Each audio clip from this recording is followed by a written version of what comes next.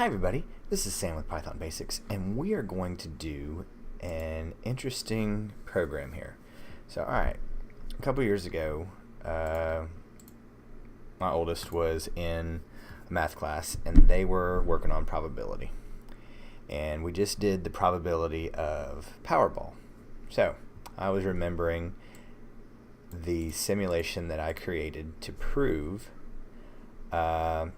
a scenario about the Monty Hall game show. You have 3 doors and there's a car hidden behind one of them, and if you pick the door, of course you win, but he would also give you the chance to switch doors.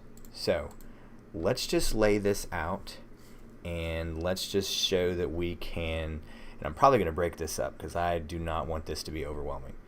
So let's just jump right into it. So we need to import our random, and we're going to use shuffle, and I always misspell shuffle, and choice. And I have done videos on shuffle and choice, so if you do not know that, go and look at that and then come back. So alright, I never watched the Monty Hall and I haven't looked it up, but I heard they used to hide goats behind it, so we're going to actually use that. It's going to be goat and then the car. So we're going to make our list. We know how to do this. So we are going to create our wins, our losses, our starting point. That's the dirty secret in with computers. They got to have a starting point. And then we're just going to shuffle. You'd think I'd get the keyboard in the right spot. Shuffle doors. So, okay. That's where we're going to start. Now, what we want to have happen is we're going to allow the computer to pick for us, because it's going to be no different than us choosing randomly. So we are going to create a definition of player choice, and what that literally is going to do, and it helps if return choice of doors.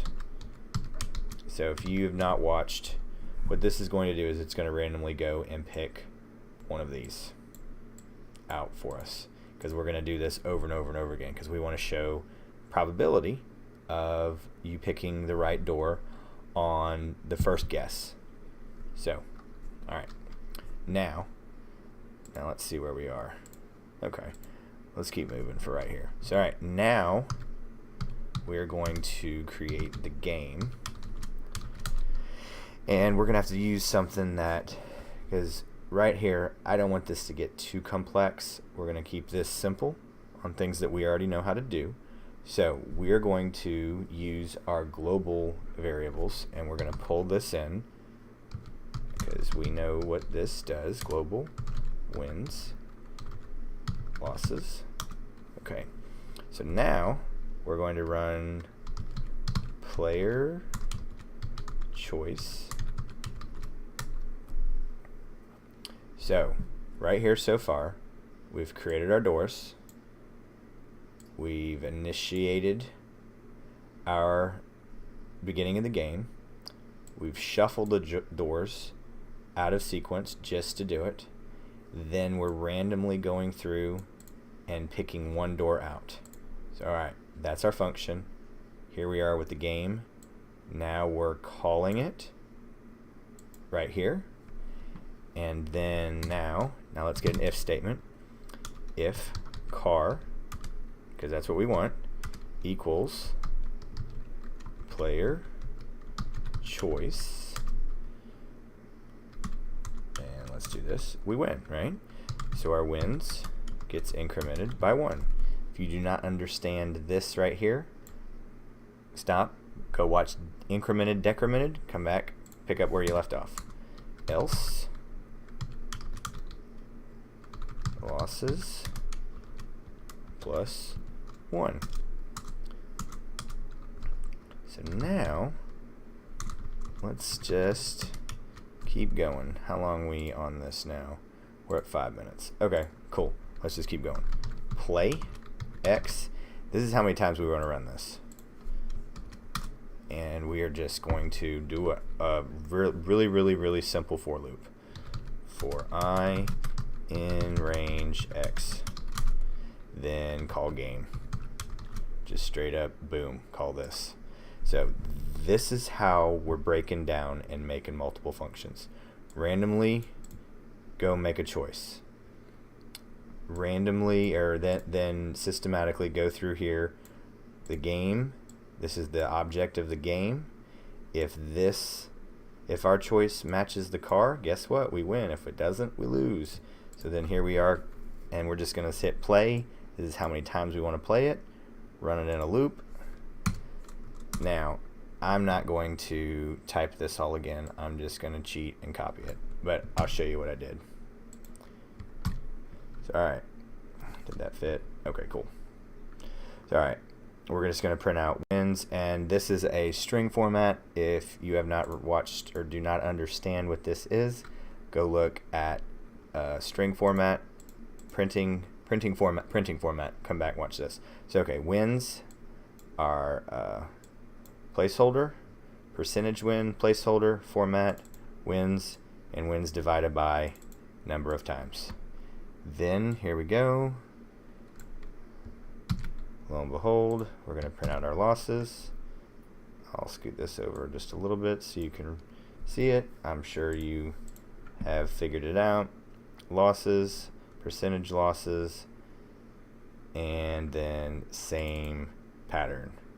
Rinse and repeat. So now we want to run this 1,000 times. No, let's do it 10,000 times. Let's keep it 1,000, so we can see the simple math. And let's just run it. See if I made any mistakes anywhere.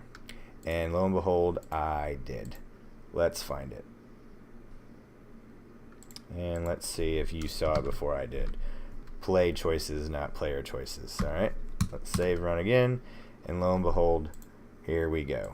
So, as you can see, the math on this, and I meant to, you can still see that, so I'm running it over here. I didn't size it the way it had been. So as you can see, when you do not change, you get the odds. You have 1 in 3 because you have 3 choices. So I mean, it's really simple math. But now next time we're gonna look at what would your odds become if you would change doors. Some would say 50-50. It's actually not 50-50. So I don't want to tell you, but I'm on the fence. I may do a lesson of nested definitions for next one and then show you how to do it. But no, this is a very cool lesson and kind of blew me away with probability. But if there's any guesses of what is going to happen when you do change doors, post a comment below and I'll give you some props. But if you've already done this exercise, no cheating. But as you can see, however many times you run this, it's basically you only have 1/3 of a chance, and you can change this. We can go up to 10,000. Save it, run it, and it stays. This is what I love about probability, and I'm not even good at probability, but I love this. So here we go.